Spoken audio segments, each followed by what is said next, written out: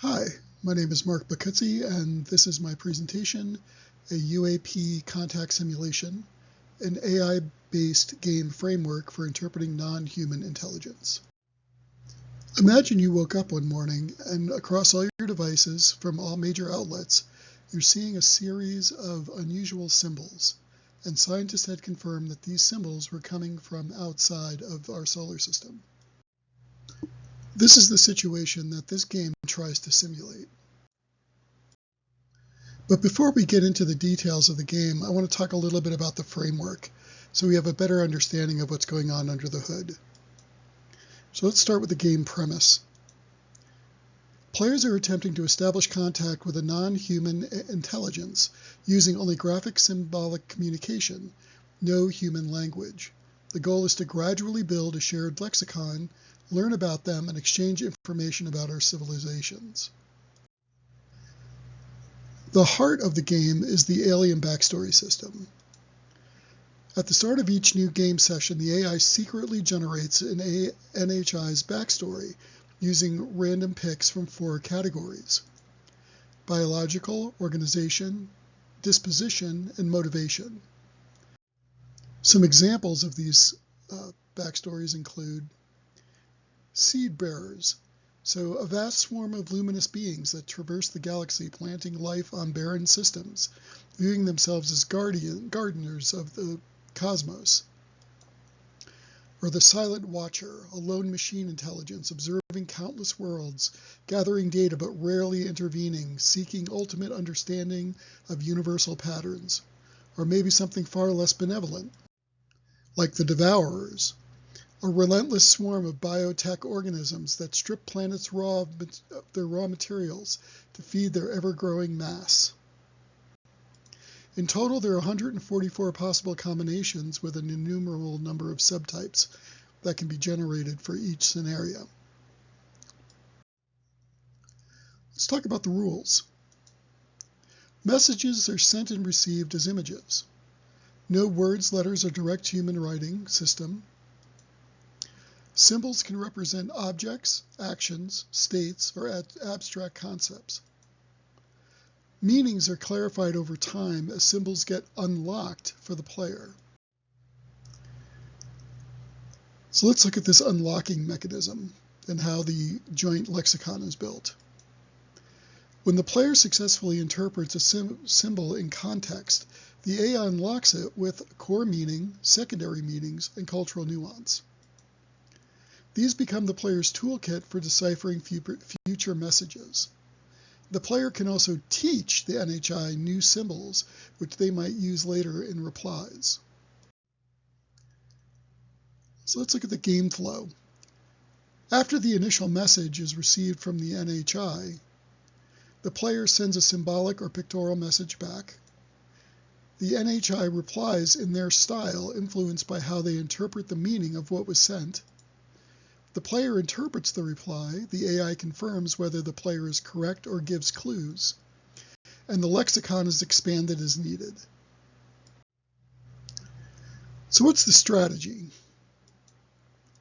Players can ask questions using only symbols, they can negotiate, they can exchange cultural data, and they can probe NHI intent.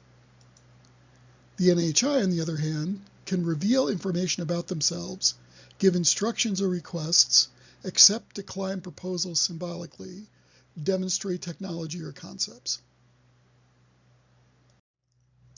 And finally, how do you win or lose? Well, there's no fixed end, but there are a number of milestones. These include established terms for a meeting or exchange, a confirmed reason for contact, a mutual networking symbolic vocabulary, and a shared cultural technology of information.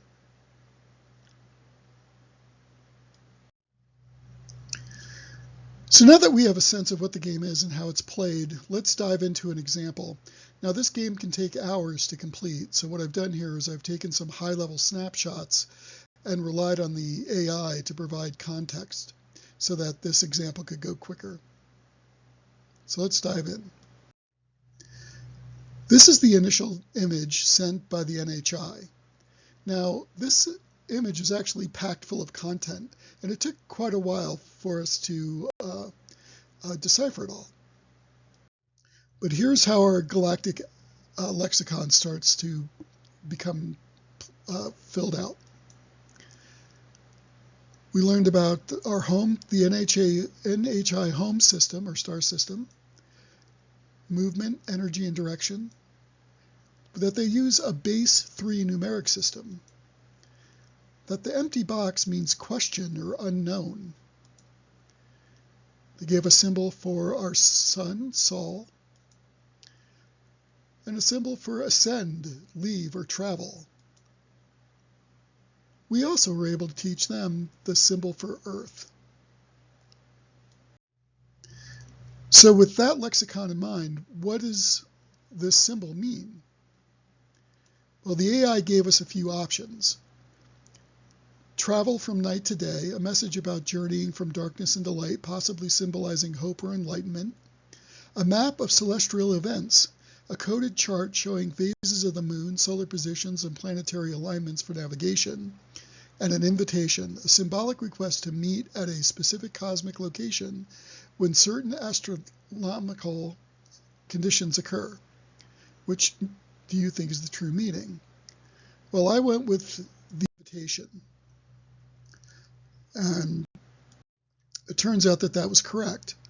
The NHIs provided detailed information about where to meet them outside of our solar system near a distant star. Now, unfortunately, it would take us a very long time to get there, and we simply don't have the technology to accept their invitation. So I thought I would try to explain that to them by showing them a picture of one of our most advanced rockets. They replied with this, which I can only assume is an image of one of their advanced rockets. Clearly, they are a more advanced, technologically advanced civilization than we are. They then followed up with this message, which is they're going to move from their home system to our planet. And while it's one thing to be trading symbols and messages with an alien intelligence over the vastness of space, it's another to have them knocking on your front door. So I thought it would be prudent to let them know that we had the ability to protect ourselves if necessary, and that we would not stand for any hijinks or shenanigans.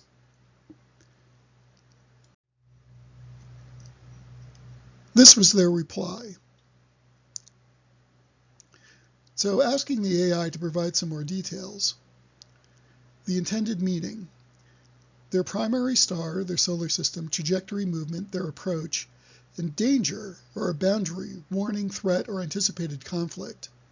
By stacking the X symbols, they're amplifying the idea, not just a small risk, but serious resistance expected. It's both an acknowledgement of your show of force and a sign that they're prepared for that possibility. On a different track, I thought it would be interesting to try to understand more of our social and political structures. So I sent them these images, one of a hierarchical structure, the other of the US Senate. To which they responded with this icon, which the AI interpreted as follows. All parts are limbs of the same awareness. No unit commands, all contribute. Unity is not stacked, it radiates.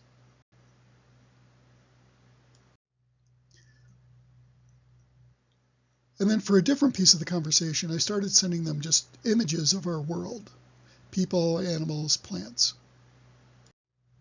And this was their response, what I can only assume is a self-portrait, one of their cities, and other creatures that inhabit their planet. I also sent them various samples of art, and they sent back samples of their art.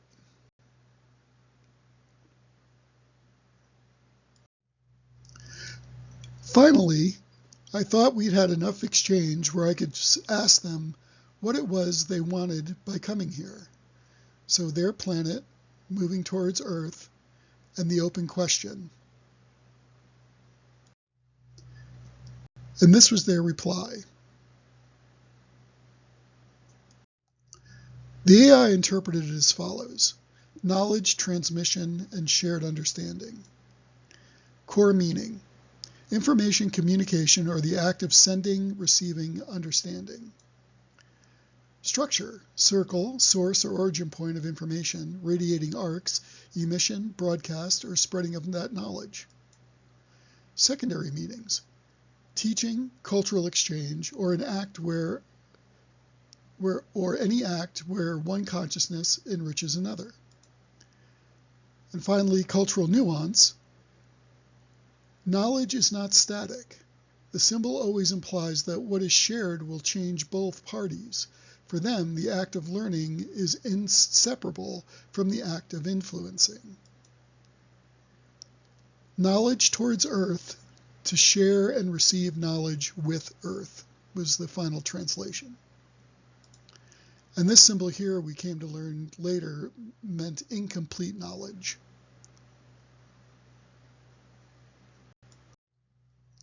So what have we learned from our exchange so far? Well, we learned that their type is a hybrid.